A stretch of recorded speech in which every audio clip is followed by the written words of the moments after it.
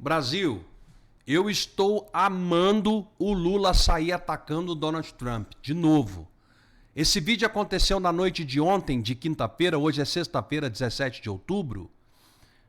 Mas por que o Lula saiu atacando o Donald Trump de novo? Porque o Mauro Vieira, que é o chanceler, ligou pro Lula e falou: Lula, o negócio aqui desandou. O negócio aqui é o seguinte, você vai ter que ter umas regras aí para poder cumprir. Você vai ter que tirar o ministro Alexandre de Moraes. E aí eu vou te mostrar dois vídeos do Lula atacando o Donald Trump e a imprensa tentando dizer o seguinte: não, a conversa foi tudo boa. Eu vou desmentir a imprensa para você agora. Se a conversa foi tão boa, se o negócio foi tão bom, se a coisa foi extraordinária, por que as sanções não caíram? Por que as sanções de 50% de produtos brasileiros não caíram? Por que não devolveram visto daqueles que foram cancelados? Por que não removeram a lei Magnitsky no Alexandre de Moraes e da mulher dele?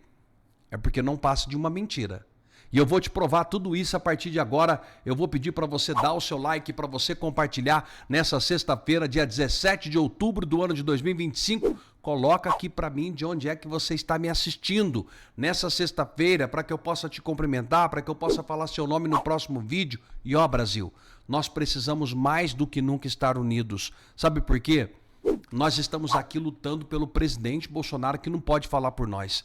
Enquanto ele podia, ele fazia manifestação, motociata, levava o povo para a rua, fazia tudo. Hoje somos nós que temos que falar pelo presidente Bolsonaro.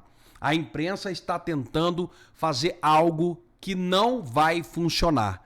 E eu quero trazer isso tudo para você. Rapidamente, deixa eu falar do protocolo 90 dias.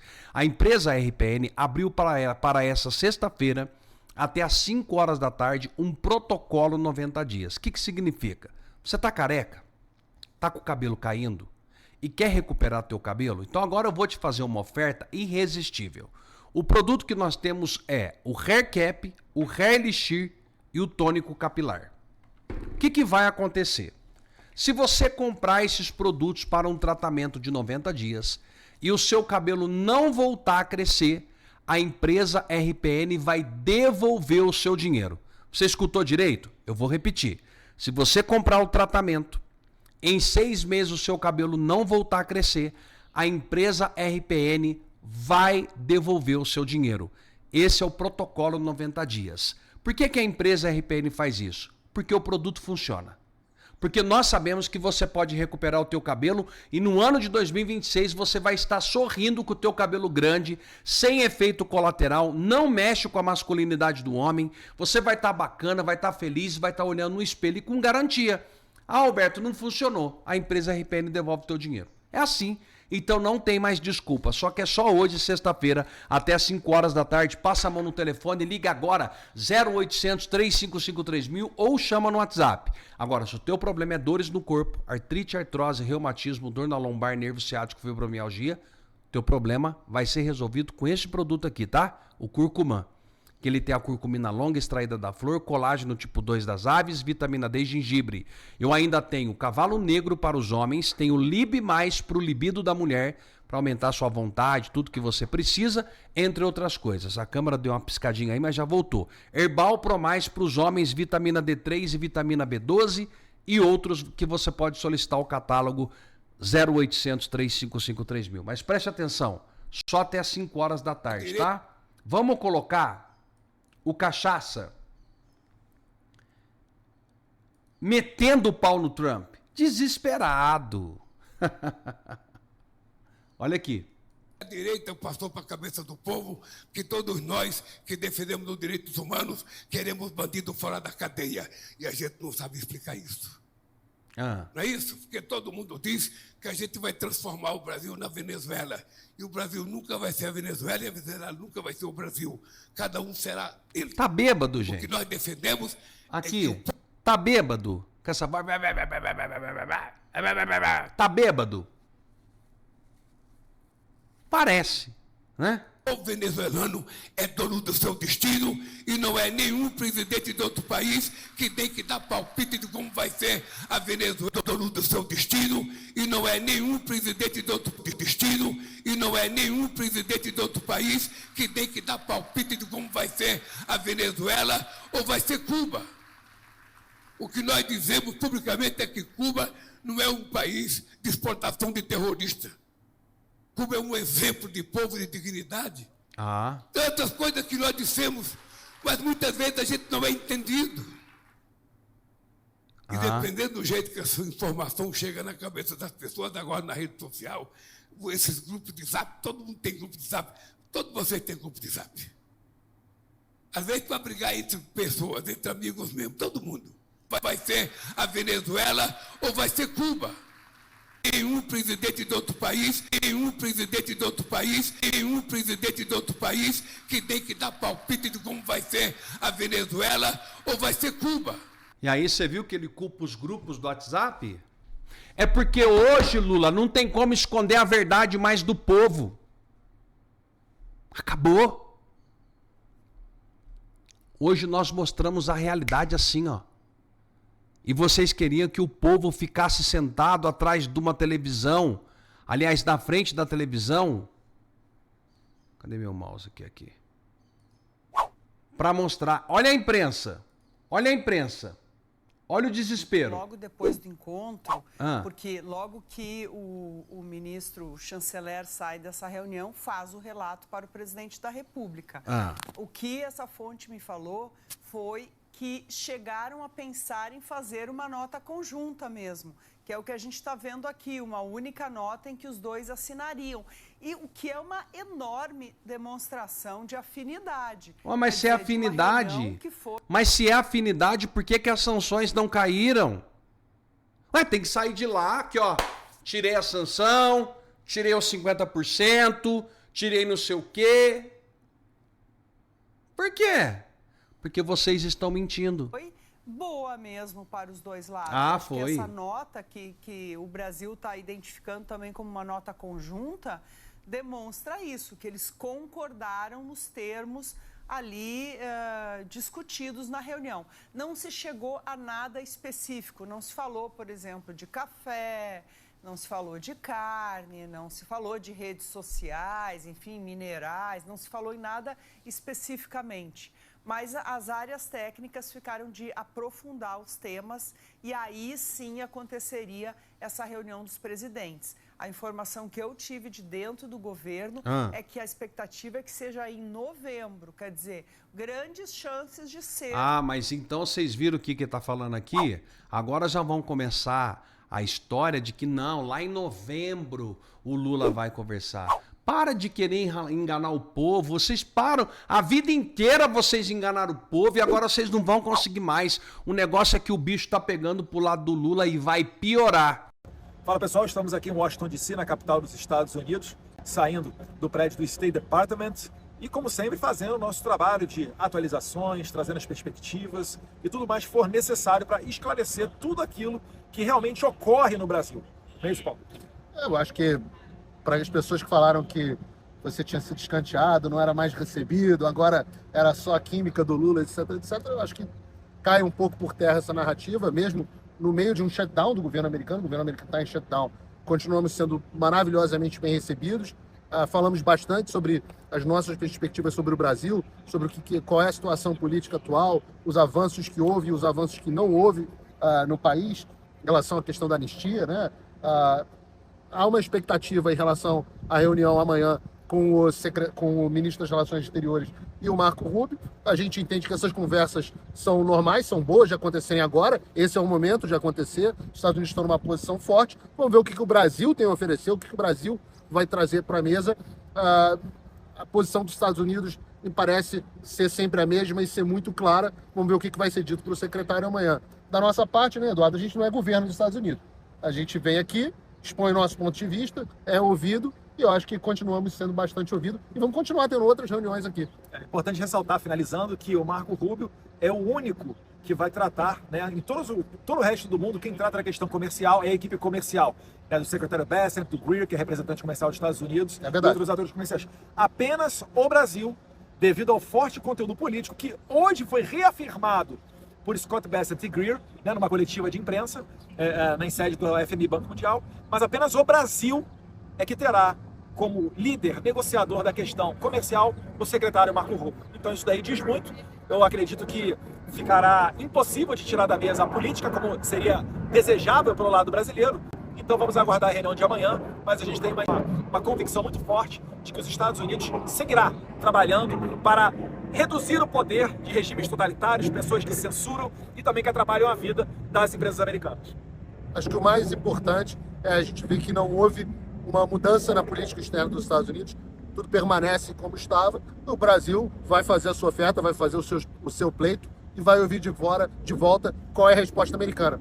Qual é a resposta americana? A gente não sabe, a gente não é secretário de Estado, a gente não vai estar dentro da reunião, mas eu acho que, como o Eduardo disse muito bem, hoje o secretário do Tesouro e o USTR, o representante de comércio, Greer, deixaram muito claro que da nossa tarifa hoje no Brasil, só 10% são questão comercial, 40% são questão política. Como é que vai resolver a questão política? Boa sorte para o Mauro Vieira. Anistia segue mais viva do que nunca.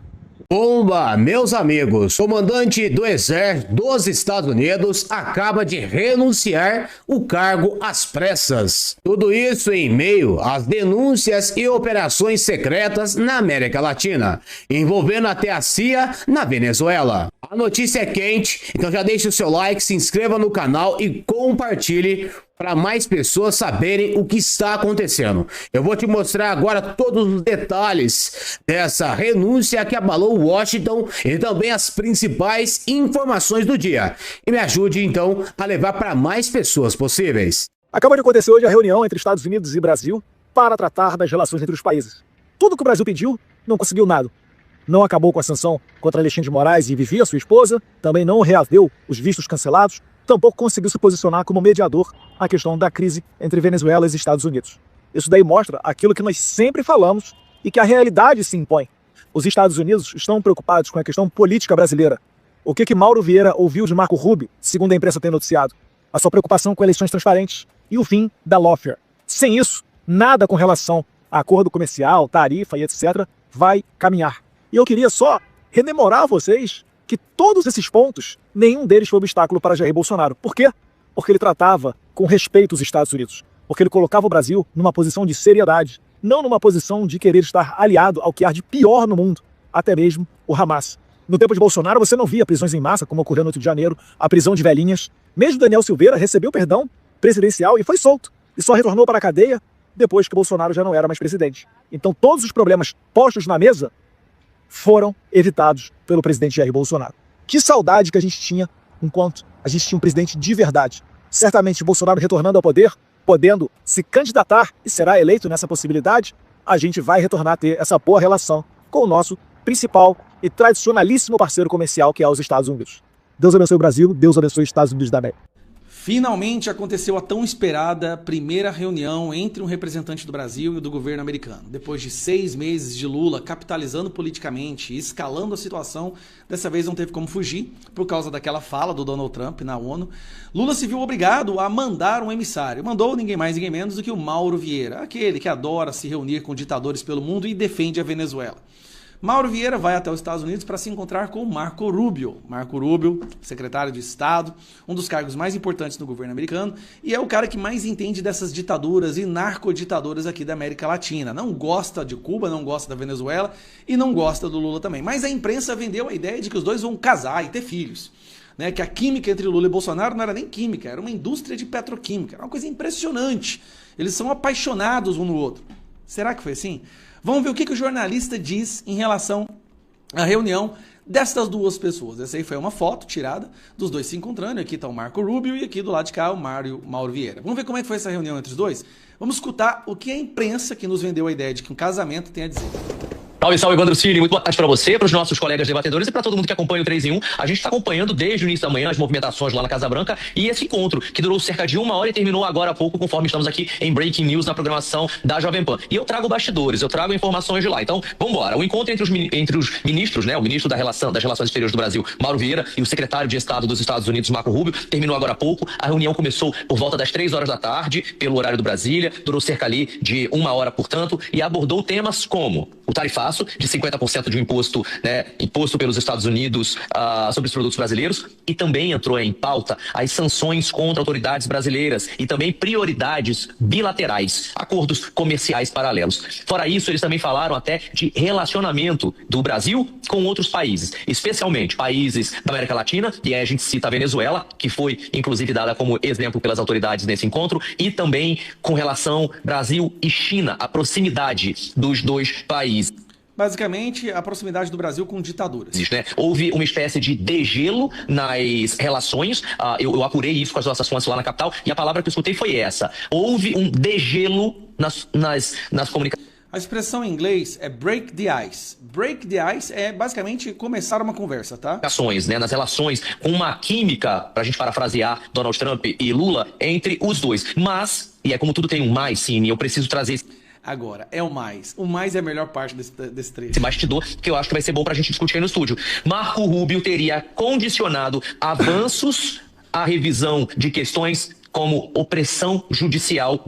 Preste atenção. Opressão judicial. Marco Rubio condicionou a continuidade dessa relação provavelmente, né, acabar com a ditadura do judiciário. O Brasil e sanções contra figuras públicas como, por exemplo, o ministro do Supremo Tribunal do Brasil, Alexandre de Moraes. Essa informação é uma informação exclusiva, é uma informação de bastidor. A nossa fonte lá em Washington me garantiu que esse foi o ponto central. Houve, de fato, um degelo. O Brasil foi muito disposto a conversar. Me parece que Mauro Vieira, o nosso chanceler, saiu de lá para almoçar um tanto atabalhoado.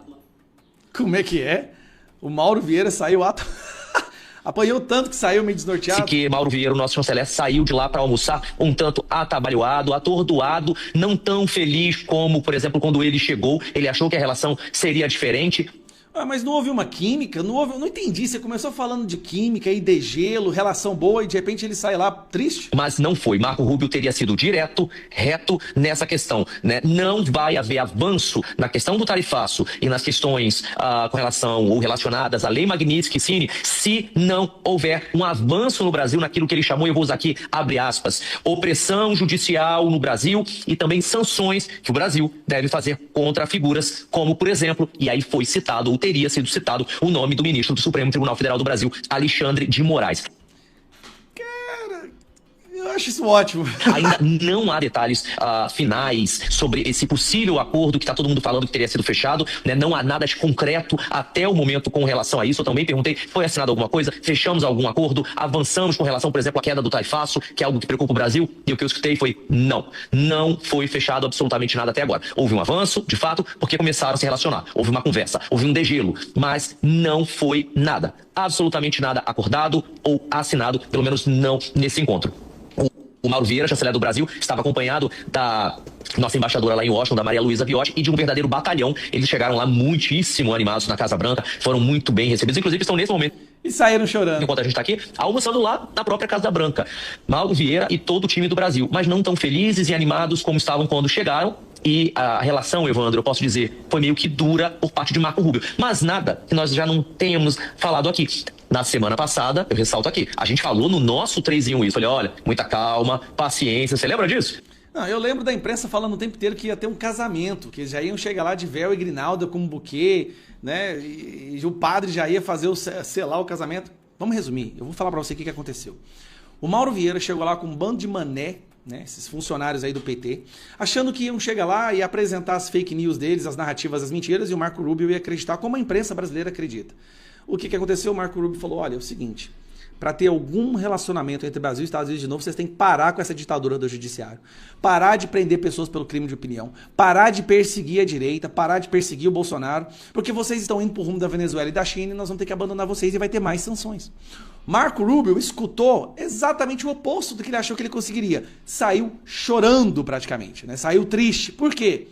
Não vai conseguir dobrar. Achou que ia chegar lá, provavelmente foi oferecer a Amazônia, terras raras, com certeza foi oferecer alguma coisa. O Marco falou, olha, não interessa. Só tem conversa se vocês pararem com essa ditadura do Alexandre de Moraes. Senão vai ter mais sanções, que fique bem claro. Saíram de lá tristes, o recado nessa altura deve ter passado pro Lula, e o Lula deve estar muito triste também. E agora chega no Alexandre de Moraes a verdade. Ó, seguinte, cara, não tem conversa, eles vão cortar o Brasil do mundo se você não parar com o que você está fazendo. Então, valeu a pena esperar. Parece que finalmente tem alguma força aí lutando para estabilizar, normalizar a democracia no Brasil. Para tudo que você tá fazendo, porque teve barraco no STF. Gilmar Mendes xingou Luiz Fux, que não deixou barato e respondeu à altura. Então para o que você tá fazendo, não só porque isso é breaking news, não só porque é urgente, mas porque isso mostra muito de como funciona o STF nos bastidores. Acabou de se tornar público um mega barraco no Supremo. Um barraco tão grande que, além de sair na imprensa, até mesmo eu recebi ligações de amigos e colegas. Olha só o tamanho desse barraco. Gilmar Mendes diz a Fux que ele é uma figura lamentável e que precisa de terapia para superar traumas. Que história é essa, Deltan? E olha, o pano de fundo dessa história são duas figuras, Sérgio Moro e Bolsonaro, Jair Bolsonaro. São os dois casos que são pano de fundo, como eu vou explicar para você. Olha lá, os ministros Gilmar Mendes e Luiz Fux tiveram um duro diálogo nessa semana em uma das salas do STF próximas ao plenário, lá nos bastidores. Em um dos intervalos da sessão de ontem, esta quarta-feira, Gilmar questionou Fux de forma irônica por ele ter suspendido um recurso em que Sérgio Moro tenta reverter uma decisão que o tornou réu pelo crime de calúnia contra o Gilmar Mendes. Gente, que história é essa, Deltan? Conta um pouquinho de contexto pra gente entender. O Sérgio Moro, lá atrás, antes de ele se tornar senador, ele participou de uma festa junina, ele fez uma brincadeira no contexto daquela brincadeira de quadrilha, que tem em festa junina, que você prende uma pessoa e você paga pra soltar, e ele brincou, falou, compra o habeas corpus do Gilmar Mendes. Era uma brincadeira que aconteceu antes dele se tornar senador, mas isso viralizou quando ele era senador, chegou ao STF e adivinha o que aconteceu? Pra ninguém poder acreditar que isso é surreal, eles ofereceram uma acusação criminal por calúnia contra Moro. Por que isso é errado, Deltan? É errado porque quando ele fez a piadinha, ele não era senador, então não teria foro privilegiado. E é mais errado ainda porque até estagiário de primeiro ano de direito sabe que quando você faz uma brincadeira, isso não configura o crime de calúnia. A gente fala que o ânimos jocandi, o ânimo, a intenção de brincar, afasta a caracterização do crime de calúnia. E aí, eles fizeram esse processo com qual objetivo, então? Por quê? Se não segue a técnica, não segue a lei, não segue o que é certo, não segue o direito. Por que eles fizeram essa acusação? Na minha leitura, fizeram essa acusação para colocar uma coleira no pescoço de Sérgio Moro e tentar manter ele ali sob controle, cortar a independência dele, evitar que ele atue para o impeachment de um ministro do STF, por exemplo. E aí, então, Fux fez o certo, pediu vista para estudar mais o caso, para entender o que está acontecendo ali. E ministro Fux, você não deve nada a Gilmar Mendes. Você é juiz, é ministro do STF, não é capanga do Gilmar nem serviçal dele. Você não deve explicação nenhuma a Gilmar Mendes, ministro Fux. Você pode pedir vista do processo que quiser, quando quiser, e aproveitar o tempo regimental a que você tem direito para examinar melhor os casos. Gilmar não tem moral nenhuma para questionar ninguém sobre pedir vista de processo. Vamos lembrar que ele segurou os pedidos do Zanin contra o Moro para anular o caso do Lula por 3 anos. E aí ele pautou o caso, tirou da gaveta no STF no momento que tinha ambiente para anular o caso de Lula, para livrar, soltar Lula, para reabilitar Lula para concorrer nas eleições contra o Bolsonaro. E acompanha aqui então, gente, que só piora essa história. O placar na primeira turma já estava 4-0 contra o Moro. A gente está acostumado à primeira turma a dar decisões não técnicas, né? Políticas, perseguindo a direita. Mas aí o Fux pediu vista para analisar melhor. De acordo com relatos da conversa feitos à coluna, Gilmar disse a Fux: vê se consegue fazer um tratamento de terapia para se livrar da Lava Jato. Quem precisa de terapia para superar a Lava Jato não é o Fux, é o Gilmar Mendes, que fala da Lava Jato em praticamente todas as entrevistas que concede, de forma indevida, aliás. Quem precisa de terapia, ministro Gilmar, é quem ataca com xingamentos baixos e vis os agentes públicos que atuaram na Lava Jato, os juízes, os procuradores, os policiais. Quem precisa de terapia é quem acaba com a maior operação de combate à corrupção da história, quando ela chega perto dos políticos amigos. Esses sim são aqueles que precisam de terapia. E não o Fux, que é um ministro ponderado, saudável física e mentalmente, que segue os fatos e a lei, mestre em jiu-jitsu, único juiz de carreira do STF, um verdadeiro exemplo para todos nós.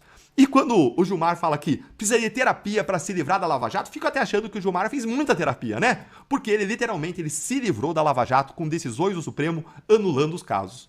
Mas aí veio a resposta do Fux. E, gente, essa briga vai ficar mais intensa. Olha aqui comigo a resposta que o Fux deu, que foi muito bem dada. De acordo ainda com relatos, Fux reagiu.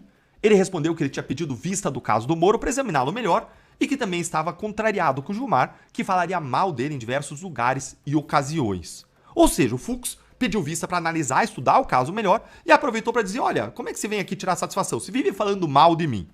Gente, vocês não vão acreditar agora na resposta baixa e vil do Gilmar Mendes. Olha só o nível do decano da nossa Suprema Corte. Se segura aí na cadeira. Gilmar afirmou que isso era verdade, mas que ele falava mal de Fux publicamente e não pelas costas por considerá-lo uma figura lamentável. E deu como exemplo o julgamento de Jair Bolsonaro, dizendo que Fux impôs aos colegas, os ministros da primeira turma, um voto de 12 horas que não fazia o menor sentido, finalizando por absolver o ex-presidente e por condenar o mordomo, o tenente-coronel Mauro Cid, por tentativa de abolição do Estado Democrático de Direito, o que teria deixado todo mundo chateado. Ah, ora as bolas! Vocês viram como que funciona a ala política do STF? Sai da função de juiz, pressiona, quebra imparcialidade, atua como interessado na condenação, buscando ativamente a condenação do Bolsonaro, buscando a condenação do Moro, mesmo no caso aí do Gilmar, sendo vítima. Ah, mas qual é o problema desse juiz vítima, né? Olha para Alexandre de Moraes. Que mau exemplo. Os juízes e ministros saindo da compostura, pressionando, xingando no bastidor o outro. E esses ministros que ficam brigando dizendo, o Eduardo Bolsonaro, os Estados Unidos estão quebrando a nossa independência judicial. Olha pro jeito como eles respeitaram a independência judicial do Fux, hein? Você acha que é por independência judicial ou é porque eles querem enterrar o bolsonarismo? Que mau exemplo. Todo o meu apoio e solidariedade ao ministro Fux, único magistrado de carreira do STF, homem honrado, guerreiro, de espinha ereta, que honra a toga, que decide de acordo com os fatos, com a Constituição, com a lei e não por política. As figuras lamentáveis do Supremo, ministro Gilmar, todos nós sabemos quem são. E não são nem Fux, nem André Mendonça. Agora vejam aqui a dignidade do ministro Fux, da resposta. Fux, segundo ainda relatos, defendeu seu voto, afirmando que era o que tinha que fazer diante do que entendia ser um massacre sofrido pelos réus da trama golpista. Ou seja, depois até de ser xingado, Fux seguiu em alto nível, dizendo, olha, era o que eu tinha que fazer tecnicamente, como juiz. Esse, gente, é o decano do STF. O ministro mais antigo, que em tese deveria ser o ministro mais respeitável. E essa fala que ele teria feito é perfeitamente alinhada com outras falas em que ele xingou a mim e ao Sérgio Moro, ladrões e galinhas, chamou a gente de organização criminosa. Que baixaria, que mesquinhez, que crueldade, que coisa maligna, vingativa. E ainda num evento ele teria dito o seguinte, um tempo atrás, saiu um vídeo mostrando ele dizendo, olha, se eles estão aí, esses políticos, eles têm que agradecer ao STF. Como se fosse um mérito livrar os maiores corruptos da história do país. Nesse vídeo, então, eu não quero pedir para vocês nem likes, nem comentários e nem inscrições. Vocês podem fazer tudo isso se vocês estiverem indignados, se quiserem que esse vídeo chegue mais longe, se quiserem lutar por justiça conosco. Mas eu quero te pedir uma outra coisa. Apoie o ministro Fux. Apoie esse homem honrado que foi atacado tão covardemente por Gilmar Mendes.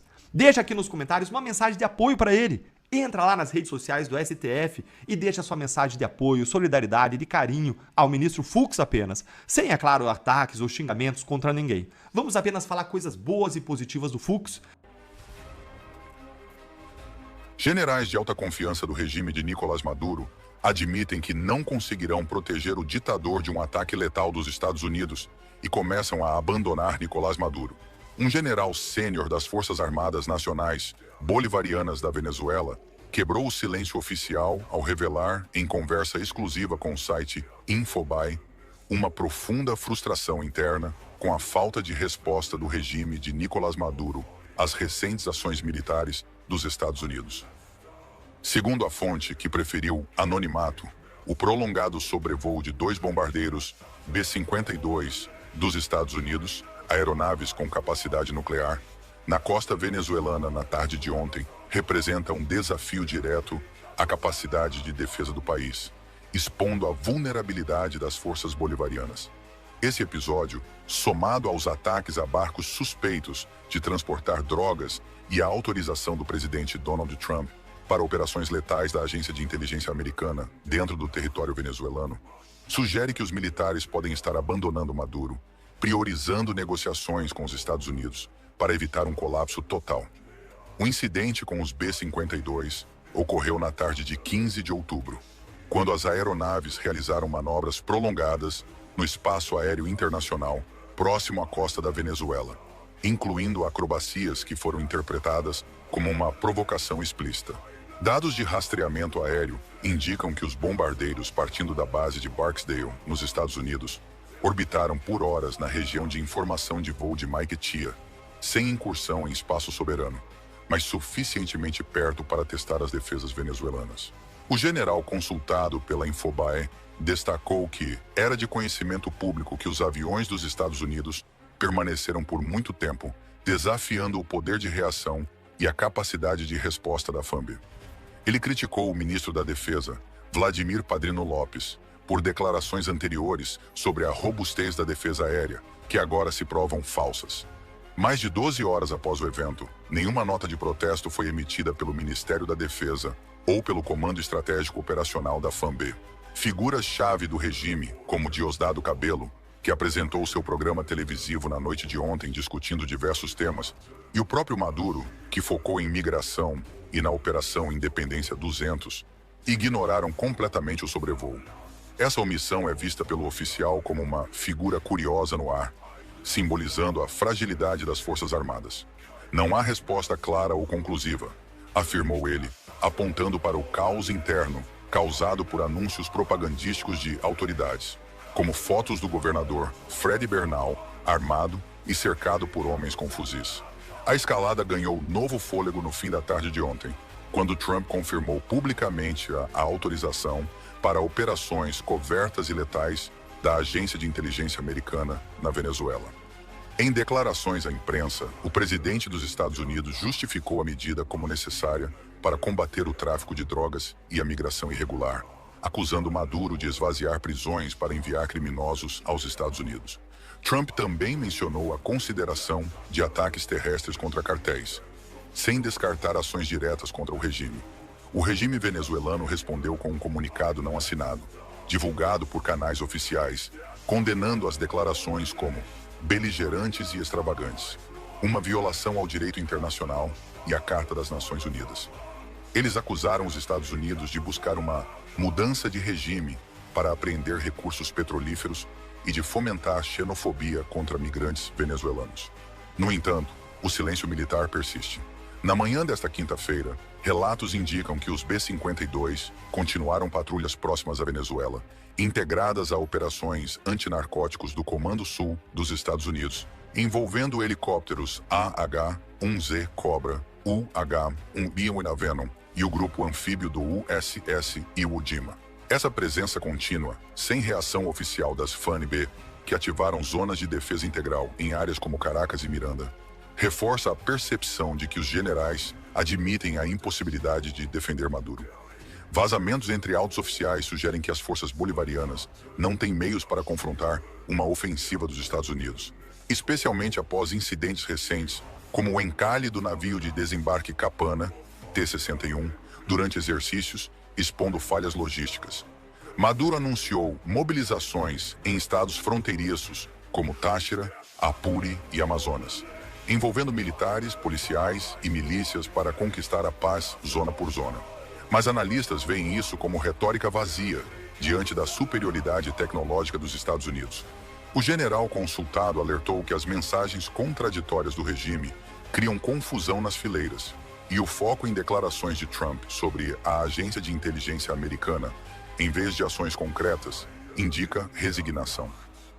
Em análise, o silêncio das FANB pode sinalizar um abandono gradual a Maduro, com generais buscando negociar diretamente com os Estados Unidos para preservar instituições e evitar sanções pessoais. A pressão continua intensa. Ataques a barcos narcotraficantes já resultaram em dezenas de mortes, e a autorização para operações letais coloca Maduro como alvo principal.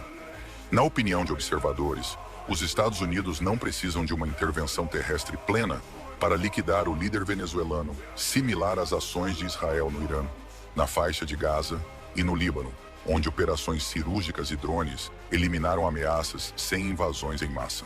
Essa estratégia de precisão poderia derrubar Maduro sem escalada total, deixando as forças bolivarianas em uma posição ainda mais frágil. A comunidade internacional via ONU e CELAC, é chamada a intervir, mas o futuro de Maduro parece cada vez mais incerto. Qual sua opinião Donald Trump estaria negociando com os militares da Venezuela a queda de Maduro? Ou perceberam que Trump não está blefando, mas está dando tempo para Maduro entregar o poder aos verdadeiros vencedores das eleições de 2024? Comenta aqui embaixo, mas algo é fato. Tudo indica que a guerra poderá ocorrer a qualquer momento. Comandante do G1, reportagem do G1. Comandante responsável por operações militares dos Estados Unidos na América Latina, a gente estava falando um pouco da questão na Venezuela, se demite em meio a dúvidas sobre a ação na Venezuela. Alvin Halsey deixará a chefia do Comando Sul, segundo o secretário. New York Times, o jornal The New York Times, diz que militar levantou preocupações sobre ataques a barcos supostamente carregados com drogas. Está aqui a foto dele, que é o almirante Alvin Halsey, que é comandante do Comando Sul dos Estados Unidos. O almirante, chefe do comando militar responsável pelas operações dos Estados Unidos na América Latina, vai deixar o cargo e irá se aposentar em meio à escalada de tensões na Venezuela. A informação foi confirmada pelo secretário de Guerra, não é secretário da Defesa não, secretário de Guerra, Pete Hegseth, nesta quinta-feira, dia 16.